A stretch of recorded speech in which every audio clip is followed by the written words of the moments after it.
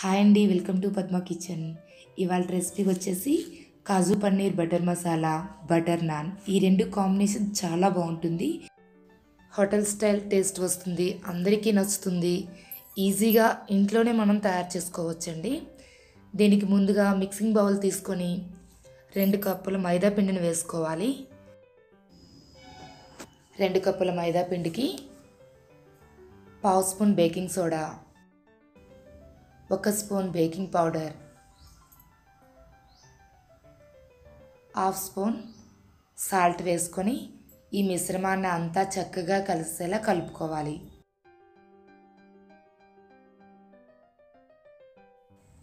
ఇందులో 1/2 కప్పు పెరుగును వేసుకొని ఈ పిండిని బాగా కలుపుకోండి. ఈ విధంగా కలుపుకున్న తర్వాత కొద్దిగా వాటర్ని యాడ్ చేసుకుంటూ సాఫ్ట్గా మనకి చపాతీ పిండి కలుపుకుంటాం కదా, ఆ విధంగా వచ్చే విధంగా కలుపుకోండి. ఇప్పుడు ఈ వీడియోలో చూపిస్తున్నట్లు ఈ విధంగా సాఫ్ట్గా ఉండాలి. ఇప్పుడు దీనికి తడి క్లాత్ను పైన కప్పి 1 గంట పాటు పక్కన పెట్టుకోవాలి. ఈలోగా కర్రీని ప్రిపేర్ చేసేసుకుందాం. కాజు పన్నీర్ బటర్ మసాలా కోసం ముందుగా కడాయి పెట్టుకుని అందులో కొద్దిగా ఆయిల్ వేసి 1/2 కప్పు వరకు జీడిపప్పును వేసుకొని వేయించుకుందాం.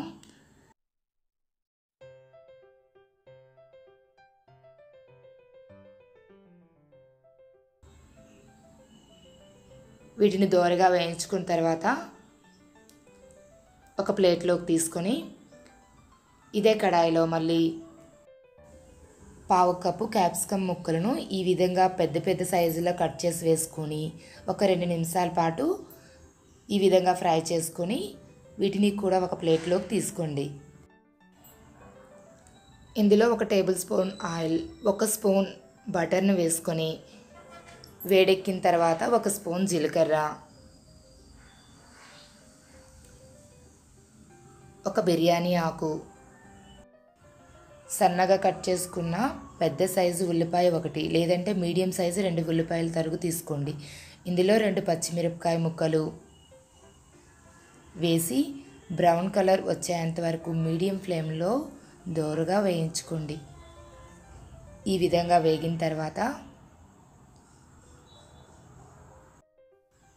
2 టమాటాలు అంటే 1/2 కప్ టమాటా ప్యూరీ వేసుకొని వేయించుకోండి. ఇందులో ఉండే వాటర్ శాతం పోయేంత వరకు బాగా ఫ్రై చేసుకోవాలి. ఈ విధంగా ఫ్రై అయిన తర్వాత 1 స్పూన్ కారం, 1/2 స్పూన్ గరం మసాలా, 1 స్పూన్ ధనియాల పొడి, 1 స్పూన్ సాల్ట్, 1/2 స్పూన్ పసుపు వేసుకొని ఈ మసాలాలన్నీ వేగేలా వేయించుకోండి. ఇవి వేగిన తర్వాత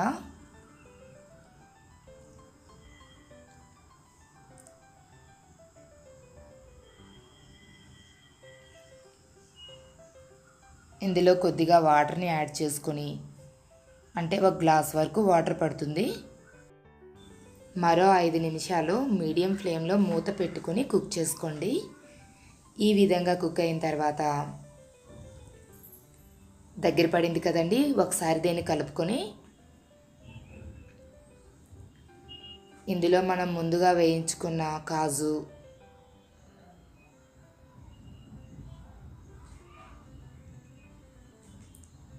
పన్నీర్ ముక్కలు వీటిని పెద్ద క్యూబ్స్గా కట్ చేసుకొని ఇవి 250 గ్రామ్స్ వేసుకుంటున్నాను. ఇందులోని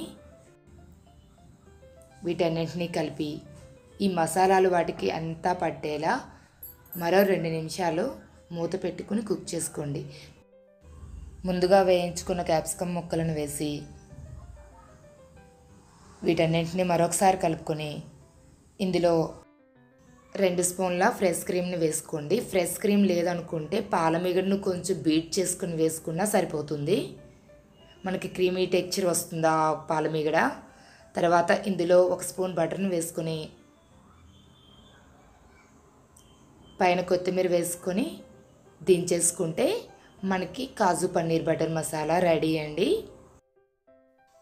ఇప్పుడు దీనిని ఒక సర్వింగ్ బౌల్లోకి తీసుకోండి.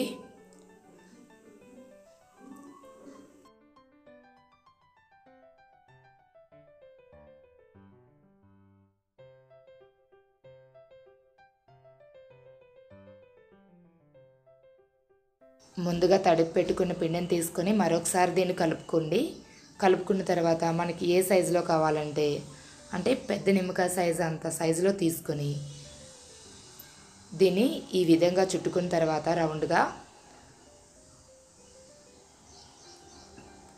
పిండిని అద్దుకుంటూ ఈ విధంగా చేసుకోవాలి. మనకి చేస్తున్న కొద్ది మైదా కదండి, కూడుతుంది.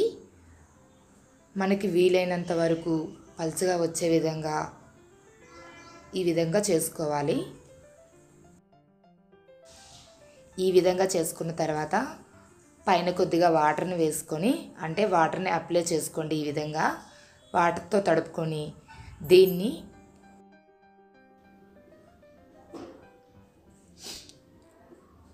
పెనం వేడెక్కిన తర్వాత తడుపుకున్న భాగాన్ని పెనంకి అంటే ఇలా పెనం వైపు వేసుకోవాలి.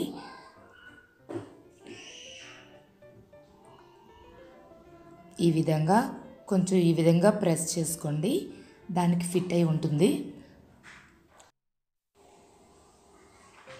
ఇప్పుడు రెండవ వైపు పెనాన్ని తిరగవేసుకొని అంటే ఇలా పెనాన్ని పట్టుకుని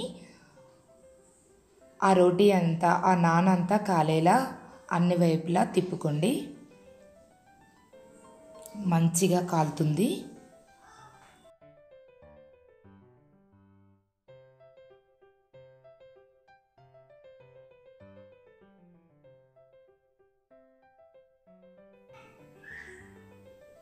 ఇప్పుడు రెండు వైపులా బటర్ నాన్ చక్కగా కాలిందండి. ఇప్పుడు ఈ బటర్ నాన్ ఒక ప్లేట్లోకి తీసుకొని వేడిగా ఉండేటప్పుడే వెన్నను అంటే బటర్ను స్పూన్ వెనక భాగం నుండి తీసుకొని ఈ విధంగా అప్లై చేసుకోండి. రెండు వైపులా అప్లై చేసుకున్న తర్వాత సన్నగా తరిగి పెట్టుకున్న వెల్లుల్లి ఇలా అప్లై చేసుకోవాలి. పైన కొద్దిగా కొత్తిమీరని అంటించుకొని సర్వ్ చేసుకుంటే మనకి బటర్ నాన్ రెడీ అండి. ఇప్పుడు రెండో పద్ధతిలో ఎలా చేయాలో చూపిస్తానండి. ఆ తర్వాత మీరు ఇలా తిరగవేయకపోతే